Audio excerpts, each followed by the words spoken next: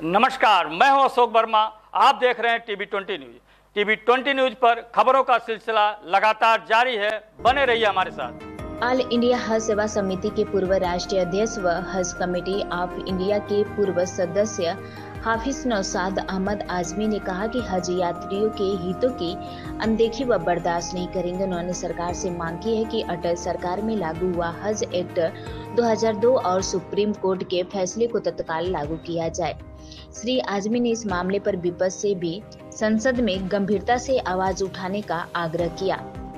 श्री आजमी आज मोहम्मदाबाद में अपने आवास पर गुड न्यूज भारत से खास बातचीत में यह बातें कही। हाफिज नौशाद आजमी ने कहा कि 26 वर्ष पूर्व हज यात्रियों के सुविधा के लिए उन्होंने सियासत को अलविदा कहा था और हज यात्रियों की लड़ाई के लिए सड़क से सदन तक आवाज बुलंद की। उन्होंने कहा कि वह इस बात से खुश हैं कि उनकी इस लड़ाई में इस दौर की तत्कालीन सरकारों ने जितना संज्ञान लिया उतना ही उस पर विपक्ष ने भी अपना समर्थन दिया। नतीजा यह था कि महज 3 वर्ष के संघर्ष के बाद 2002 में अटल सरकार में हज एक्ट लागू बनाया गया।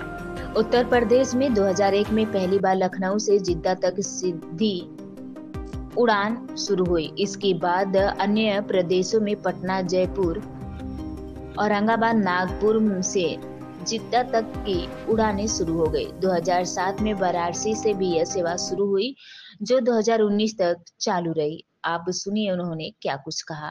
को लेकर के 27-28 वर्ष लड़ाई लड़ी।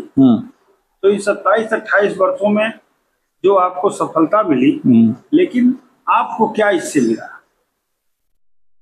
देखिए, मैं छोटे मोटे कारोबार में था मुबारकपुर, और सेवा के गरज से उस वक्त मुलायम सिंह यादव, आजम खान साहब का हाथ मैंने थामा और समाजवादी पार्टी जब बनी 92 में, तो उस वक्त मैं संस्थापक था उसका, और अपने विधानसभा की मुझे जिम्मेदारी दी गई मुबारकपुर से, और सेवा की गरज से ही मैं इसमें आया था। कुछ क्षेत्रीय मामलों को लेकर भी हमने आंदोलन किया, और जब सेवा भाव में मैं रहा तो मुझे, जब थोड़ा सा मैं शार्ट करना चाहूँगा कि सबसे कम उम्र का मैं मोहम्मद आजम खान साहब जब चेयरमैन थे 1993 गठबंधन की सरकार में हज कमेटी स्टेट के यूपी के, तो सबसे कम उम्र का मुझे हज कमेटी का सदस्य उन्होंने मनोनीत किया था।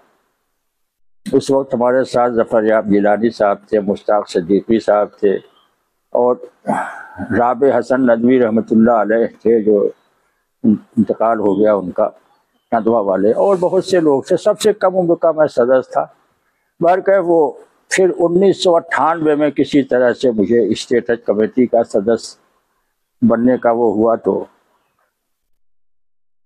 और उसमें कल्याण सिंह की हुकूमत थी, और जो चेयरमैन मिनिस्टर हुए थे वो पहली बार एमएलए बने थे, पहली बार मिनिस्टर भी बने थे, आ गए थे किसी तरह से।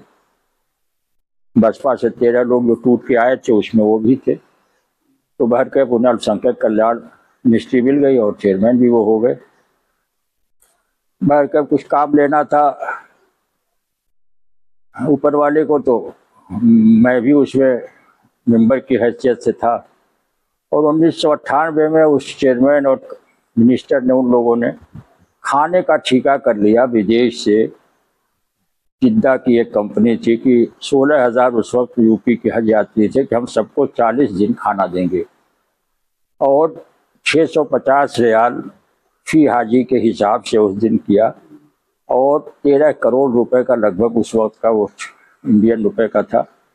बहरकैफ ये बहुत बड़ी जाति थी, और वहाँ पे कौन किसको उस भीड़ में खाना दे पाता, कहाँ कहाँ प्रोग्राम रहता है, तो वो मुझे जानकारी थी। मैंने उसके खिलाफ आंदोलन चला किया, और उस वक्त 55 मेंबर थे स्टेट हज कमेटी में, जितना चाहो बना लो। तो जब मिनिस्टर साहब का नंबर आया तो उन्होंने कहा 1-2 मेंबर तो ऐसे होते ही है, खैर वो खाने का ठेका रद्द नहीं होगा, उन्होंने रद्द भी नहीं किया। खैर उस पर फिर हमने आंदोलन शुरू किया, सड़क पे आए, जीपीओ में धरना बहुत बड़ा हुआ। फिर पॉलिटिकल कुछ लोग उसमें कूद पड़े, उसका लाभ उन्हें मिला, फिर हमको मजबूरन जो है रिट में जाना पड़ा और वो खाने का ठीका तहस नहस हुआ। तो उसके बाद हम जब ज़मीन में गए हाजियों के बीच में, तो बहुत सी समस्याएं उनके सामने मुझे आई कि दिल्ली जाना होता है, ये परेशानी है, वो परेशानी है, ऐसा है वैसा। फिर हम